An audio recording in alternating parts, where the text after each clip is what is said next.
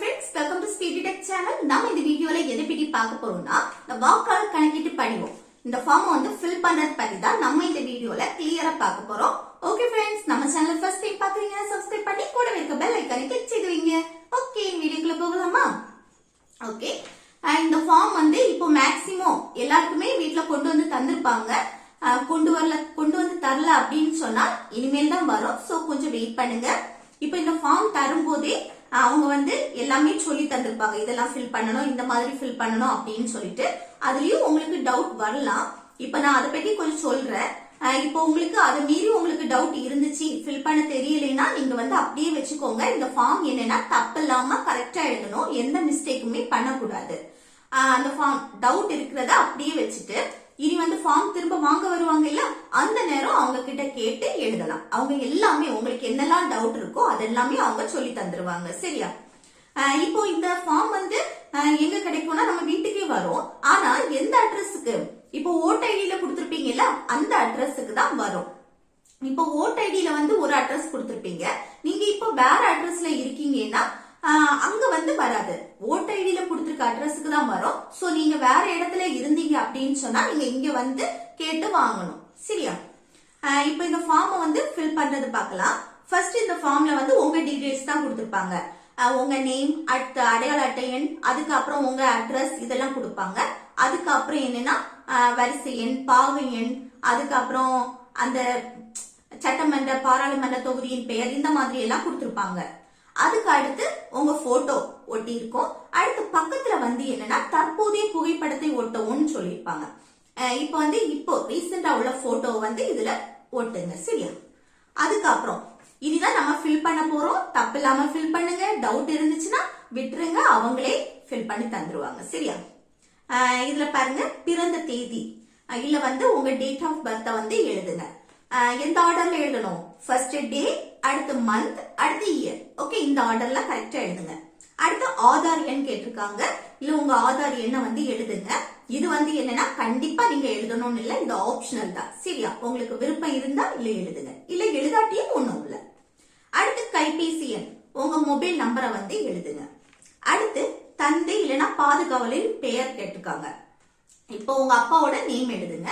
அப்பா இல்ல அப்படின்னு சொன்னா நீங்க வேற யாராவது உங்களை வளர்க்காங்க அப்படின்னு சொன்னா இந்த கார்டியனா யாராவது இருப்பாங்கல்ல, அவங்களோட நேம் எழுதலாம். அதுக்கப்புறம் அவங்களுடைய அடையாள அட்டை எண் கேட்டிருக்காங்க. அடையாள அட்டை எண் வந்து இருந்தா எழுதுங்க. இப்போ அப்பா வந்து இறந்துட்டாங்க அப்படின்னா அதுல வந்து எழுத வேண்டாம், அதை அப்படியே விட்டுருங்க. இப்போ வந்து உங்களுக்கு எல்லாமே தெரியல அந்த மாதிரி ஏதாவது இருந்தாலும் நீங்க அப்படியே விட்டுருங்க. சரியா? இல்ல தெரிஞ்சுனா மட்டும் அதை ஃபில் பண்ணுங்க. அடுத்து தாயாரின் பெயர், உங்க அம்மா நேம் எழுதுங்க. அதே போல அவங்களோட அடையாள அட்டை எண் கேட்டிருக்காங்க. இருப்பின் கொடுத்திருக்கு, அப்போ இருந்தா மட்டும் எழுதுங்க. சரியா? உங்க அம்மா இருந்தா மட்டும் எழுதுங்க. அதே போல என்ன, அவங்க இருந்தாலும் அவங்களுடைய அடையாள அட்டை எண் உங்களுக்கு தெரியணும், தெரிஞ்சா எழுதுங்க, இல்லைன்னா விட்டுருங்க. அடுத்து துணைவரின் பெயர், இது வந்து என்னன்னா உங்களுக்கு மேரேஜ் ஆயிடுச்சுன்னா அவங்களோட நேம் வந்து எழுதணும். இல்லைன்னு சொன்னா வேண்டாம், அந்த காலத்தை அப்படியே விட்டுருங்க. கூடவே அடையாள அட்டை எண் கேட்டிருக்காங்க, அதையும் எழுதிருங்க. சரியா?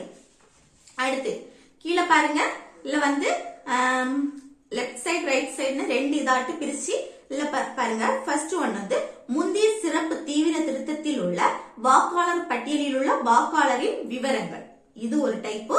இன்னொன்னு வந்து முந்தைய சிறப்பு தீவிர திருத்தத்தில் வாக்காளர் பட்டியலில் உள்ள வாக்காளரின் உறவினர் பெயர். இந்த மாதிரி ரெண்டு டைப்பா கேட்டிருக்காங்க.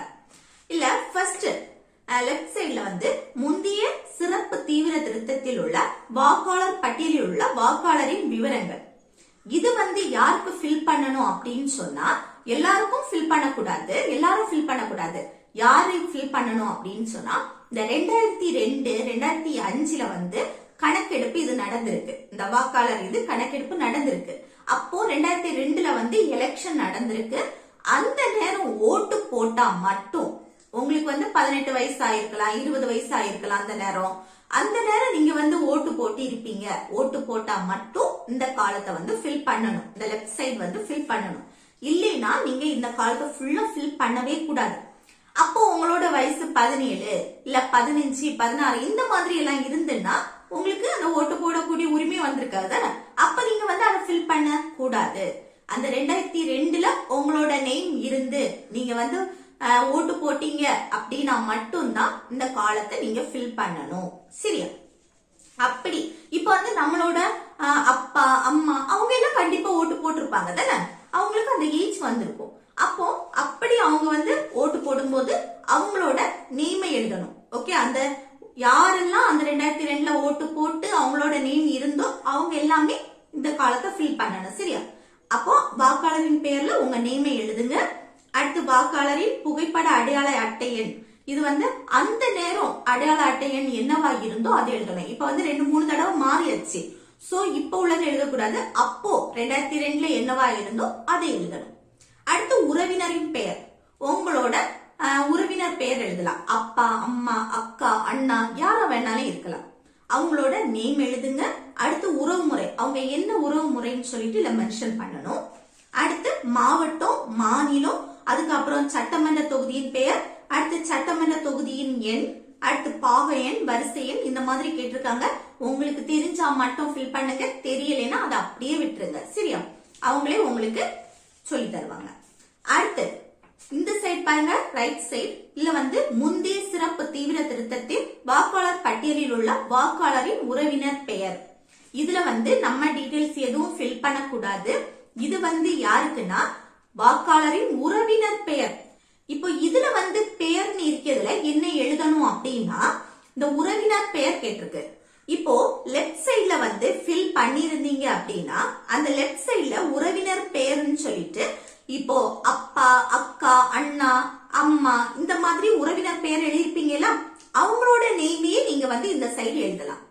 இப்போ நீங்க வந்து இந்த சைடு ஃபில் பண்ணாம அப்படியே விட்டீங்க, 2002ல உங்களுக்கு ஓட்டு கிடையாது அப்படின்னா, ஆனாலும் நீங்க வந்து எல்லாருக்குமே இந்த ரைட் சைடு ஃபில் பண்ண வேண்டியதுதான். ஓகே, எல்லாருமே ரைட் சைடு ஃபில் பண்ணணும். இந்த ரைட் சைட்ல வந்து உங்க அப்பாவோட நேமோ இல்ல அம்மாவோட நேமோ இந்த மாதிரி நீங்க ஃபில் பண்ணிக்கலாம். உங்க அக்காவோட நேம் இந்த மாதிரி அத்தை மாமா எந்த உறவு முறையா இருந்தாலும் அவங்களோட நேம வந்து இல்ல ஃபில் பண்ணிக்கலாம். சரியா? அதுக்கு அப்புறம் என்னன்னா வாக்காளரின் புகைப்பட அடையாள அட்டைன்னு கேட்டிருக்காங்க. அவங்களுடைய அடையாள அட்டை எண்ணை எழுதணும். அது இப்ப உள்ளது கிடையாது, 2002ல உள்ளது. சரியா? அடுத்து உறவினரின் பெயர், இதுல வந்து யாருக்கு உறவினர் பெயர், நம்ம வந்து பெயர்னு சொல்லிட்டு இப்ப எழுதியிருக்கோம்ல, நம்ம அப்பாவோ அக்காவோ இந்த மாதிரி எழுதியிருக்கோம்ல, அவங்களுடைய உறவினர் பெயர். புரியுதா? அவங்களுடைய உறவு. இப்ப நான் வந்து எக்ஸாம்பிளுக்கு என்னோட அம்மா நேமையில எழுதியிருக்கேன். அம்மாவுக்கு யாரு, அக்காவா இருக்கலாம், அண்ணனா இருக்கலாம், இல்ல அவங்களுடைய அப்பாவா இருக்கலாம், அவங்களுடைய அம்மாவா இருக்கலாம். இந்த மாதிரி அவங்களோட நேமை எழுதணும். அடுத்து உறவு முறை, அவங்களோட டீடைல்ஸ் எழுதணும். அதுக்கப்புறம் மாவட்டம் மாநிலம் சட்டமன்ற தொகுதி பெயர் இந்த மாதிரி எல்லாம் எழுதணும். இதெல்லாம் தெரிஞ்சுனா எழுதுங்க, இல்லைன்னா அப்படியே விட்டுருங்க. நம்ம வந்து அவங்க ஃபார்ம் வாங்க வருவாங்கல்ல, அவங்க கிட்ட கேட்டு நம்ம எழுதிக்கலாம். சரியா? அடுத்து கீழே வந்து இதுல வாக்காளர் அல்லது வேறு எந்த வயது வந்த குடும்ப உறுப்பினரின் கையொப்பம்னு சொல்லிட்டு இருக்கு. இதுல உங்க சைனை போட்டுக்கோங்க. சைன் போட தெரியலைன்னா அல்ல இடது பெருவிரல் ரேகை அப்படின்னு சொல்லிட்டு கொடுத்திருக்கு. இதுல வந்து இடது பெருவிரல் ரேகையை வந்து நீங்க வச்சா போதும். சரியா? இப்போ சைன் போட தெரியும் அப்படின்னா நீங்க சைன் போட்டுக்கோங்க. இன்னொன்னு என்னன்னா, இப்போ உங்களால சைன் போட முடியல, வேற யாராவது ரிலேஷன் வந்து உங்களுக்கு சைன் போடுறாங்க அப்படின்னு சொன்னா அதுல வந்து என்ன உறவு முறைன்னு சொல்லிட்டு அதுல மென்ஷன் பண்ணணும். இப்போ அக்கா அம்மா அத்தை மாமா இந்த மாதிரி யாராவது உங்களுக்கு சைன் போடுறாங்கன்னா அவங்க என்ன ரிலேஷன் சொல்லிட்டு பக்கத்துல எழுதணும். அடுத்து கீழே வந்து அவங்களே சைன் போட்டு அந்த அலுவலர் அங்கிட்டு வருவாங்க இல்ல, அவங்களே சைன் போட்டு தந்துருவாங்க. இல்ல 2 ஃபார்ம் இருக்கும், ஒன்னு நம்ம கிட்ட தருவாங்க, ஒன்னு வந்து அவங்களே வச்சிருவாங்க, கொண்டு போயிடுவாங்க. சரியா?